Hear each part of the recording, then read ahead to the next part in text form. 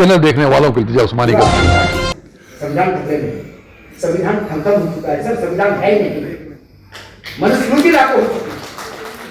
या न्यायपालिका सत्ता पक्ष में मुजरा करना शुरू कर दे, या स्पीकर ये कहे कि मैं सरकार को पूछ के डिसीजन दूंगा, या न्यायपालिका में चीफ जस्टिस कहे कि मैंने भगवान को पूछ के डिसीजन लिया है, खत्म हो गया संविधान आपका। और बाकी बचा हुआ लोकतंत्र रोज खत्म होते हुए दिखाई दे रहा है।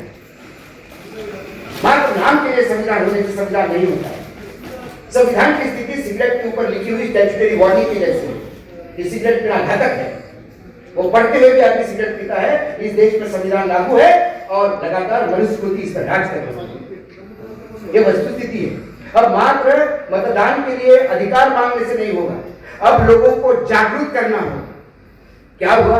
मतदान अधिकार यात्रा निकली, लोगों को मतदान का अधिकार है। आप वोट देने जाते हो, आपका वोट कोई देके चला जाता है, आप लड़ते रह जाते, कोई सुनने वाला नहीं, कोई बात नहीं।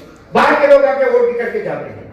एक 40 लाख का ब्लॉक है, इस राज्य से उस राज्य में घूमते रहता है, रातों मतदाता बनता है। कैसे मतदाता बनता है?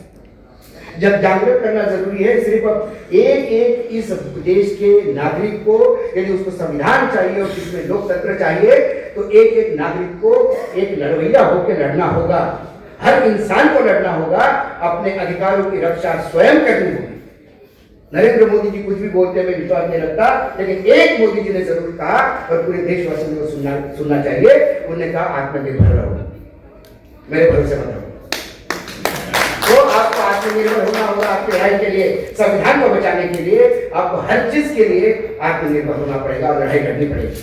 मात्र वो कर रहा तो मैं क्यों करूं, वो नहीं कर रहा तो मैं क्यों करूं, चलने से नहीं होगा।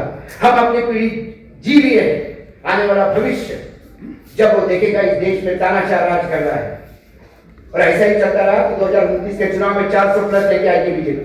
क्योंकि आप मत दो ना दो, कोई फर्क नहीं पड़ता।